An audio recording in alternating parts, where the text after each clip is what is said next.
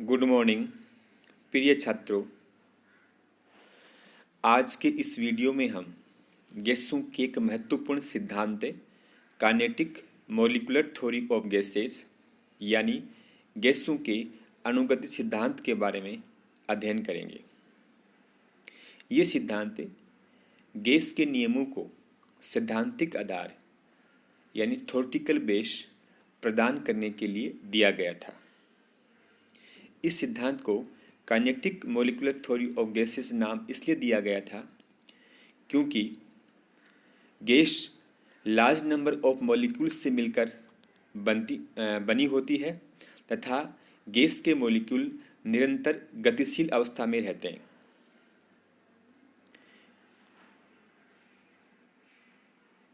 Okay, इस सिद्धांत को सबसे पहले 1738 में बर्नौली ने प्रतिपादित किया था।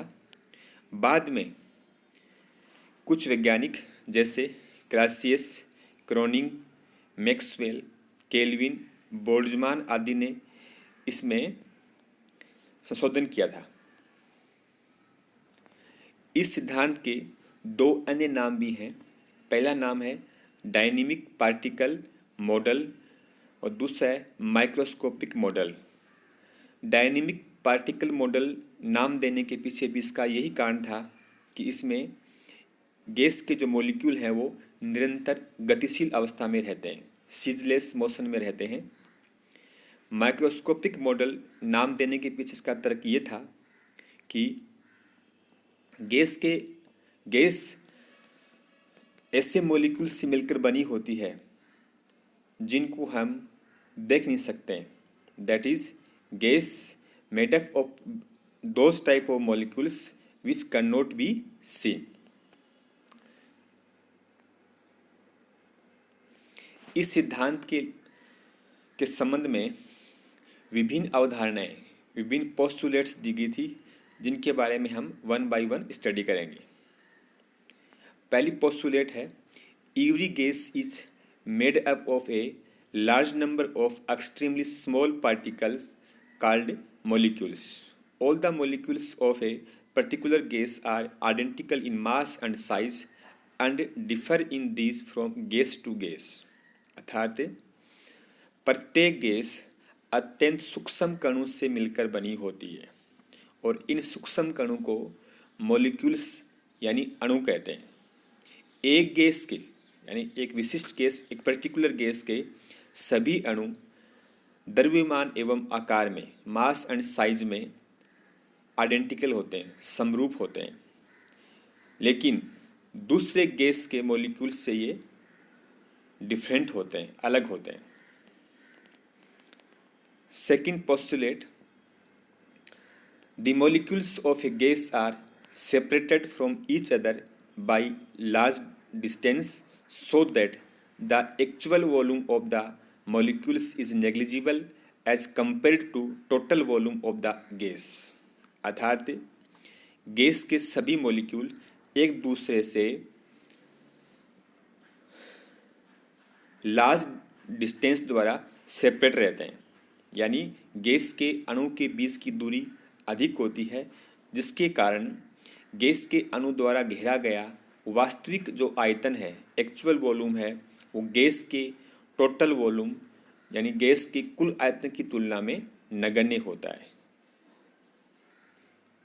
Okay, third postulate, there are no attractive forces between molecules और between molecules and walls of the vessel in which the gas is contained. The molecules move completely independent of one another. अर्थात gas के molecules एवं vessel की wall के मध्य कोई भी attraction force, कोई भी आकर्षण बल कार्य नहीं करता है। सिंपल सी बात यह है कि गैस के अणु के मध्य किसी भी प्रकार का आकर्षण बल कार्य नहीं करता है। गैस के मॉलिक्यूल वेसल में या कंटेनर में एक दूसरे से अनाश्रित इंडिपेंडेंटली मूवमेंट करते हैं, यानी एक दूसरे को प्रभावित किए बिना ही ये गतिशील अवस्था में रहते हैं। चौथी अवधारणा, पोस्टुलेट क्या है इसकी? The force of gravitation on the molecules is also suppose to be negligible. यानी गैस के मॉलिक्यूल्स पर लगने वाला जो गुरुत्वाकर्षण बल है, ग्रेविटेशनल फोर्स है, वो भी नेग्लिजिबल होता है, नगण्य होता है। यानी गैस के अणु पर किसी भी प्रकार का गुरुत्वाकर्षण बल कार्य नहीं करता है। फिफ्थ पोस्टुलेट, पांचवी अवधारणा, the molecules are supposed to be perfectly elastic hard spheres so that no kinetic energy is wasted when molecules collide with one another or with the walls of the vessel.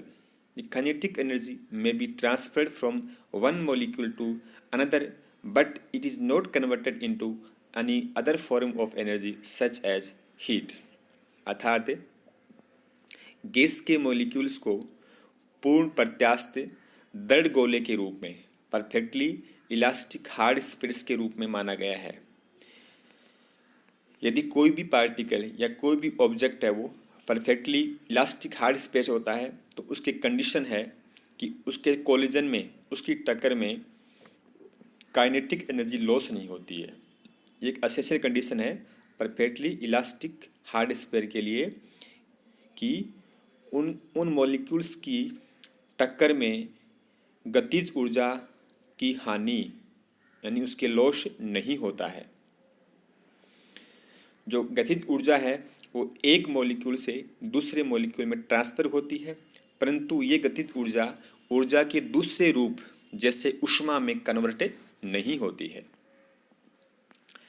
Six postulate, the molecules are moving in all directions in straight lines with different velocities. Gas के अणु विभिन्न दिशाओं में सीधी रेखा में विभिन्न वेगों से गति करते रहते हैं। यानी गैस के अणु हैं, उनकी गति क्या होगी? डिफरेंट होगी, लेकिन वो क्या होंगे? वो विभिन्न दिशाओं में स्ट्रेट लाइन में मूवमेंट करेंगे। Seventh postulate, the pressure exerted on the walls of the containing vessel is due to the bombardment of the molecules on the walls of the containing vessel. Gas का जो दाब है उसका मुख्य कारण क्या है कि जो गैस के मॉलिक्यूल कंटेनर की वॉल यानी पत्र की दीवार पर जो प्रहार करते हैं, हिट करते हैं, उन प्रहार का ही परिणाम है गैस का दाब। ये सबसे महत्वपूर्ण पॉइंट है कि गैस का जो दाब है उसका कारण क्या है कि गैस का दाब है उसके अणु का पत्र की दीवारों पर किए गए प्रहारों यानी हिट्स का परिणाम है। Okay, postulate number 8, since the molecules are moving with different velocities they possess different kinetic energies. However, the average kinetic energy of the molecules of a gas is directly proportional to the absolute temperature of the gas. That is, kinetic energy proportional to absolute temperature T. अर्थात चूँकि gas के अणु है वो विभिन्न वेगों से गति करते हैं, इस कारण से उनकी काइनेटिक एनर्जी क्या होती है? डिफरेंट होती है। लेकिन उन सभी मॉलिक्यूल्स की जो औसत काइनेटिक एनर्जी है, औसत गतिज ऊर्जा है, वह है परम तापमान के समानुपाती होती है। काइनेटिक एनर्जी क्या होती है? प्रोपोर्शनल टू परम ताप T. Postulate number 9, the laws of classical mechanics particularly the Newton's second law of motion are applicable to gaseous molecules. अर्थात चिरसम्मत यांत्रिकी यानी क्लासिकल मैकेनिक्स के नियम गैसीय मॉलिक्यूल्स पर अप्लाई होते हैं, और इन क्लासिकल मैकेनिक्स के जो नियम है उनमें सबसे महत्वपूर्ण जो नियम है न्यूटन के द्वितीय गति का नियम, ये मुख्य रूप से गैस के मॉलिक्यूल्स पर अप्लाई होता है। इस प्रकार से ये kinetic molecular theory of gases की ये 9 पोस्टुलेट हैं, 9 अवधारणाएं हैं। ये इन अवधारणाओं के आधार पर ही गैस के विभिन्न नियमों का थ्योरेटिकल बेस के ऊपर डेरिवेशन किया गया है। इन अवधारणाओं में तो सबसे महत्वपूर्ण जो अवधारणा है जो हमें रियल गैसेस के बिहेवियर को एक्सप्लेन करने में काम में आएगी वो है सेकंड पोस्टुलेट। पहली वाली क्या है मुख्य अवधारणा, द्वितीय अवधारणा वो है कि गैस के अणु द्वारा घेरा गया जो वास्तविक आयतन है, एक्चुअल वॉल्यूम है, वो गैस के कुल आयतन की तुलना में नगण्य होता है। ये अवधारणा हमें वास्तविक गैसों के बिहेवियर को जब एक्सप्लेन करेंगे उस समय हमें इसकी आवश्यकता पड़ेगी। दूसरी जो महत्वपूर्ण अवधारणा है वो है कि गैस के अणु के मध्य किसी भी प्रकार का आकर्षण बल नहीं होता है, अट्रैक्टिव फोर्स नहीं होता है। ये अवधारणा भी गैसों के वास्तविक व्यवहार को एक्सप्लेन करते वक्त हमें इसकी आवश्यकता पड़ेगी। ओके, इस प्रकार से हमने आज गैसों के एक महत्वपूर्ण सिद्धांत kinetic molecular theory of gases के बारे में स्टडी की है। अगले वीडियो में हम इस सिद्धांत के आधार पर गैस के विभिन्न नियमों का हम व्युत्पन्न करेंगे। Thank you.